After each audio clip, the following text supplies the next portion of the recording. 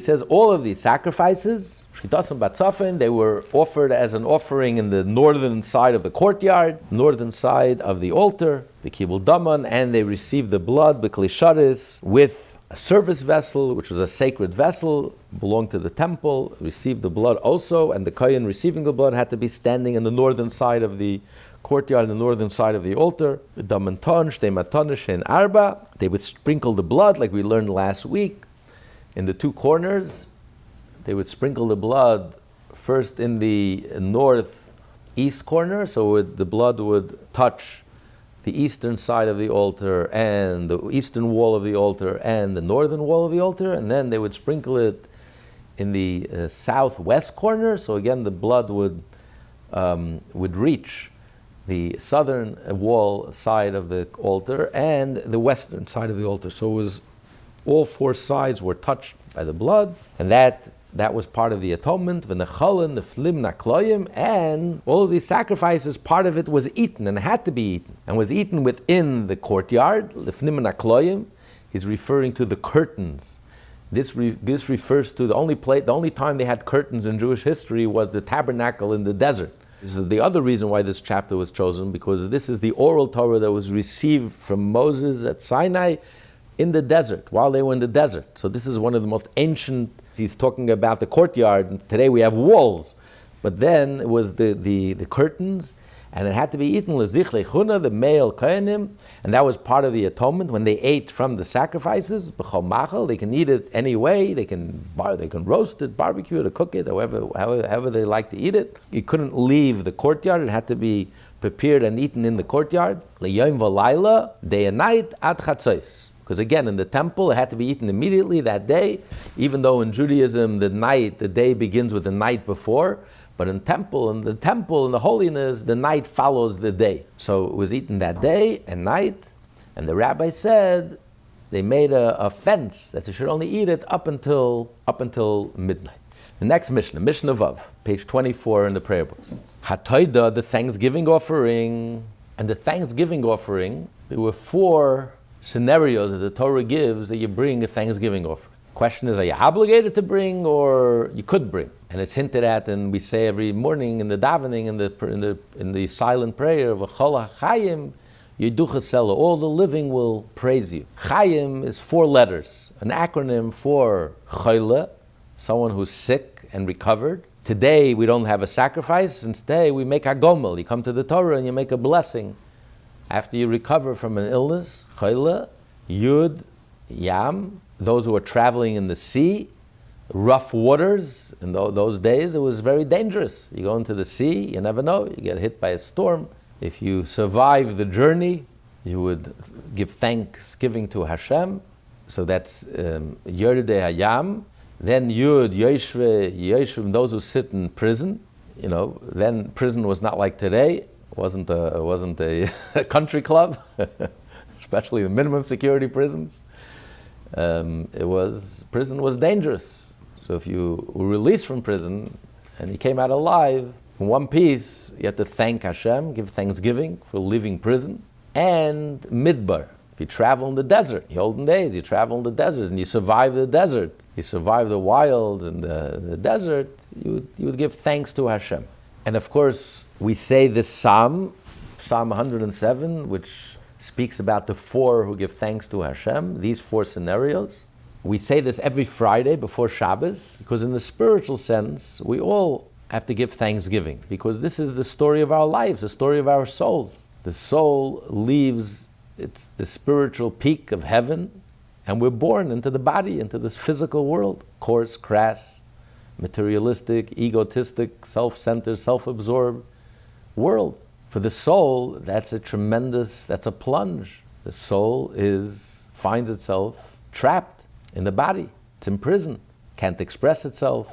The soul loves Hashem, overflowing with a love for Hashem, can't express itself, doesn't know how to express itself, can't express itself. And then you get caught up in your career. You're being tossed and turned, like the boat that's tossed and turned in the water, in raging water, that could break your boat, that could break you.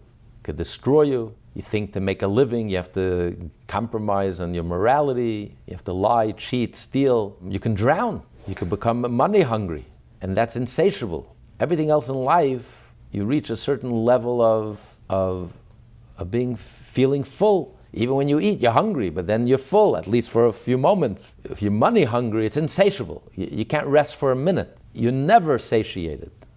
100, now you want 200. 200, now you want 400. 400, you want 800. It's insatiable until you become completely swallowed up. So you can drown emotionally, mentally, psychologically, spiritually. You just drown in the raging waters.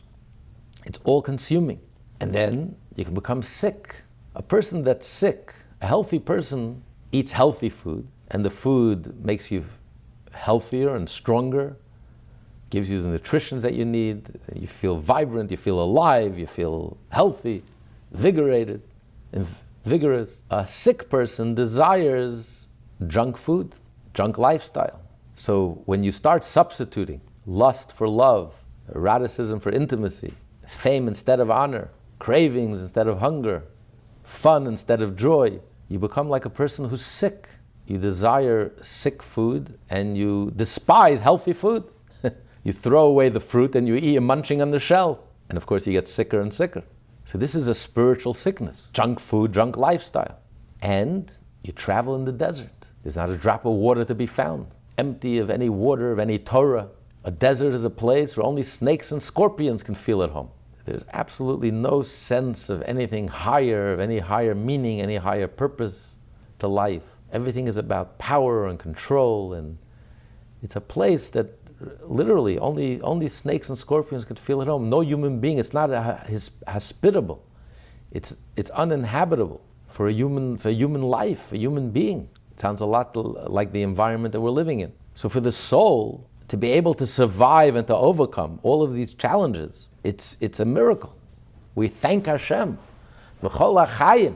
All those who are living, who remain alive, who remain attached and connected and studying Torah and doing mitzvot and connected with Hashem and keeping our head above the water and surviving the wild beasts and the animals and the bandits and the desert, the harsh desert, and surviving the illness, overcoming the illness, and surviving the raging waters and being released from prison. That's why we say it before Shabbos. Shabbos for us is that moment of relief. It's that day of relief, and we're freed from all of this, and we give thanksgiving to Hashem. On the times of the temple, you would bring an offering, a thanksgiving offering. And it says when Mashiach will come, all the other sacrifices won't be necessary. There will no longer be any sin offerings. There will no longer be any guilt offerings. Because there will no longer be any evil inclination. When Mashiach comes, we're not only going to do the right thing, we're only going to want to do the right thing. Of course, to sin unintentionally, it's not even possible, like we discussed earlier. How could you sin unintentionally? Sinning unintentionally is worse than sinning intentionally. Mashiach will come, will be inside like outside, outside like inside. Underneath the hood, inside will also be on the same page. Our heart and our mind and our pleasure, our fat, our pleasure, everything about us will be tuned in with godliness. So sin, it won't even be possible, even unintentional. The only sacrifice that will remain is the thanksgiving offering. To give thanks to Hashem for the constant miracles, because there will be constant miracles when Mashiach. It will only get better and better. The redemption will only intensify. Just like the exile. Every day that passes, the exile doesn't stand still. Life doesn't stand still. Life is constantly moving. And now we're moving with Pentium speed. So the darkness and the negativity also doesn't stay in one place. It gets worse and worse. With every passing day, it just deepens and expands and grows more powerful and deeper. When Mashiach will come, will be the reverse. With every passing day, the redemption will intensify and deepen and become more powerful. And so we'll always have reason to thank Hashem for the new miracles and the new wonders. And that's why this is one of the only sacrifices where the accompanying bread that you brought with it was actually bread. Everything in the temple was matzah, was unleavened. Only exception to the rule were the two breads that they brought on the holiday of Shavuos, together with the communal peace offering that we started learning today. And the other one is the Thanksgiving offering. You know, when Mashiach will come, the yeast represents, chametz represents ego. In the temple, there's no room for ego. You come to the temple, you're completely humbled. total egolessness before Hashem. So you check your ego at the door, and you come into the temple, egolessness and humble, and you see and experience godliness and the miracles, and the whole experience was a godly experience. Mashiach will come, you'll be able to elevate the ego. You don't have to run away from the ego. You won't have to check your ego at the door. Ego just becomes a tool. When you reach such a high level, then ego is a tool like any other tool. You can use it, and use it well, and use it for holiness, use it for Hashem. That's why the Jewish king, by definition, had an ego, a very powerful ego. He was the number one ego, he was the king. But who became a Jewish king? David HaMelech, King David, who embodied Jewish royalty, and he was totally humble. Because only someone who's totally humble could be king. Then ego is just a tool, I don't have to run away from it. Then it becomes something positive I can use, positive.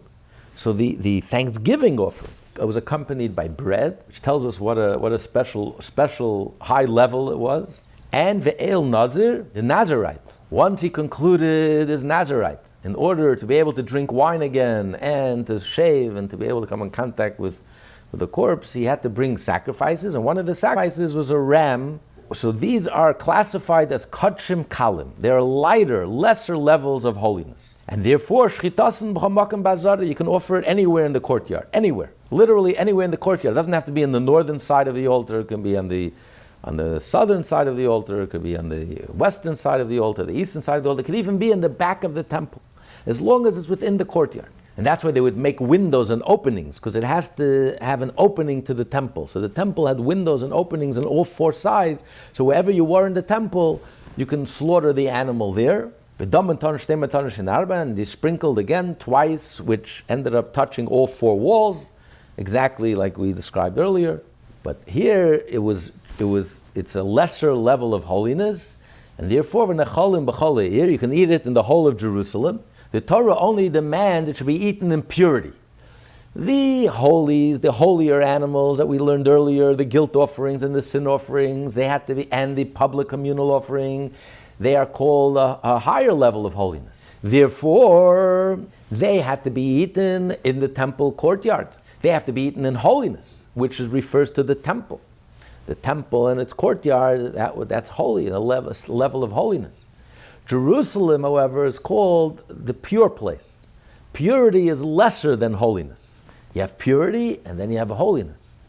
So these lesser sacrifices that were on a lower level, they're required to be eaten in purity. They don't have to be eaten in holiness. So they can be eaten anywhere in Jerusalem, within the walled city of Jerusalem. L'chol adam, anyone can join in, anyone can eat it. Doesn't have to be a priest. Anyone can eat it. B'chol machal, you can eat it any way you like. You can barbecue it, you can roast it, you can cook it, or whatever you like, however you like. Yom v'layla, but they also had to be eaten only that night, the day that it was offered, and that night when the rabbis made a limit, ad chatzos, till midnight. It could be offered any time during the day until the final sacrifice, the afternoon sacrifice, but it had to be eaten until midnight. So Rashi says that this is actually, it's more than a rabbinic. This is actually biblically sourced. Because when the Torah says, by the Thanksgiving offering, the Torah says that don't leave it until the morning. And if it's left till the morning, then you have to burn it. It expires, time expires, and you have to burn it. So if you read the verse, it would have made more sense to say you should eat it until the morning. It's not what the verse says. The verse says, don't leave it until the morning. So the Torah is hinting at us, is telling us that really you have to stop eating sometime before the morning. In order to make sure that you don't leave it over until the morning. How do you make sure not to leave it over until the morning? By stopping to eat before the morning. Because there's a problem. If you're going to leave it up until the morning, the difference between dawn, before dawn, and after dawn, it's very hard to distinguish. That's why the rabbis did not make a decree. You'll see in the next Mishnah. Certain sacrifices you can eat the day that you offer, that night, and the next day. Up until the evening. Why didn't the rabbis make a decree? Just like you made a decree here, you should only eat it until midnight. Make a decree, you should only eat it till noon. If you allow them to eat until evening, maybe he'll eat it into the evening. The answer is because it's very distinguishable. No one's going to make that mistake. I know I'm only allowed to eat it during the day. The sun is going down. Okay, I can't eat it anymore. I mean, why would I make that mistake? But to distinguish between dawn, which is like 72 minutes before sunrise, between dawn and night, the night and dawn, even many astronomers wouldn't be able to detect that difference. So therefore, the Torah says, don't eat it until dawn, till the last minute. Don't leave it until dawn. That will bring you to that it should be left over. Stop eating sometime before. And at night you have another problem because you get tired. You're tired. You're going to fall asleep. You have the best intentions. I'll eat it. Dawn, let's say, is 5 o'clock. I'll eat it at 3 a.m. 2 a.m. Before you know it, you snooze off. And next thing you wake up, it's already after dawn. Too late. Because at night you're exhausted. You're tired. You've been up for 18 hours, 20 hours. You're tired. You can't help yourself. You're going to fall asleep. So the Torah doesn't say you should eat it until that would have been very straightforward. So it said you can eat it the day that you offer it and the night until dawn, and whatever's left over, burn it. It's not what the Torah says. The Torah says you should eat it in day and don't leave it until dawn. Meaning, make sure to finish eating it earlier, so by eating it earlier, you'll make sure that it won't be dawn. Okay, but the Torah doesn't tell us how much earlier. So the Torah left it to the rabbis. Which rabbis? Moses and the court, the Jewish Supreme Court then said, the Torah left it up to us. The Torah is telling us that make sure to stop eating at a time before dawn. So we're saying the cutoff time is midnight. Because midnight is very, it's the middle of the night, it's very clear cut, and a person can make sure you won't fall asleep before the first half of the night. It's fine, you can stay up. So therefore, they decided the cutoff time is midnight, but it's really biblically sourced. The Torah is telling the rabbis to make a time to stop eating before dawn. Don't wait till dawn.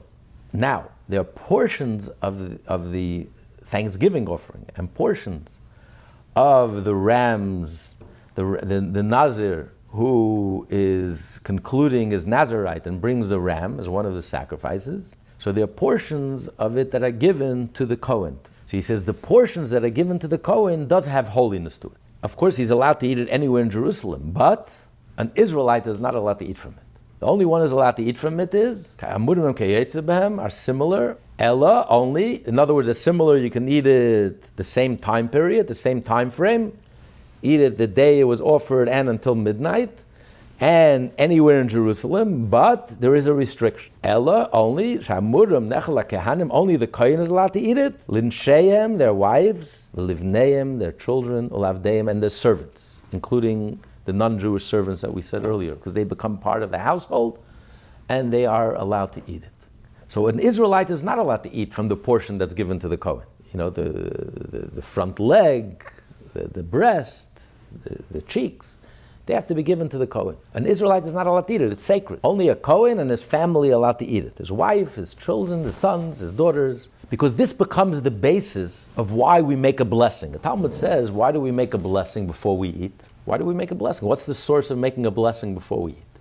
After you eat bread, it says in the Torah, when you eat grain, after you eat and you're satisfied, you have to say grace, you have to thank Hashem. But why do we say a blessing before we eat or drink? And one of the reasons the rabbis give in the Talmud is because it says that the world belongs to Hashem. So everything in this world is sacred. You're not allowed to eat from it. It's sacred, it belongs to Hashem. But when you make a blessing and you thank Hashem for the food and for the drink, now Hashem gives you permission to eat. Firstly, it says that everything belongs to Hashem. Another verse says the heaven belongs to Hashem and the earth belongs to man, which is referring to that after you acknowledge that everything belongs to Hashem, then Hashem gives us permission to enjoy and to benefit from His food, from the sacred food. The question is, how does this answer the question? If everything in this world is truly sacred and belongs to Hashem, then for example, in this case, if you bless the Kohen, does that give you permission to suddenly eat from this sacred food? What does it help you to bless the Kohen? Thank you, Kohen. They'll have permission to eat. The Kohen can't give you permission to eat. You're not a Kohen. You're not part of his household. So how does thanking Hashem, making a blessing and thanking Hashem enable us to eat something that's holy? So the Rebbe says, no, it works on the same principle that we just learned. When you bless Hashem, what you're saying is Hashem is king. Melech HaOlam, Hashem is my king. If Hashem is my king, That means I'm his servant. If I'm his servant, then I become part of his household. Just like the Kohen, not only the Kohen is allowed to eat from the sacred food, but his household, even the non-Jewish servant, the maid, his wife, his sons, his daughters, his whole household is allowed to eat. Not his workers, but his household. And the maid, the non-Jewish maid and servant, also considered part of the household. Don't forget they converted. They're part of the household. So when we make a blessing, we're telling Hashem that we are his servants. Hashem is my king. Hashem is my sovereign. So I'm sitting at the royal table and Hashem is feeding me because I'm part of his household. I'm a member of his household. So that gives me permission. Now I have permission to eat from the sacred food. It's not that my making a blessing lessens the sanctity of the food. The food was sacred. Now I made a blessing and now I lessened the sanctity of the food. No, the blessing elevated me, the one who's making the blessing, that now I become part of Hashem's household, so now I'm allowed to eat the sacred food. So every sip of water that I drink and every bit of food that I eat, it's sacred food. I'm sitting at the royal table, I'm sitting at Hashem's table. Everything in this world belongs to Hashem. Now I've elevated myself. By making a blessing, I've elevated myself. I've become part of Hashem's household. And now I'm allowed to eat from the sacred food. To be continued.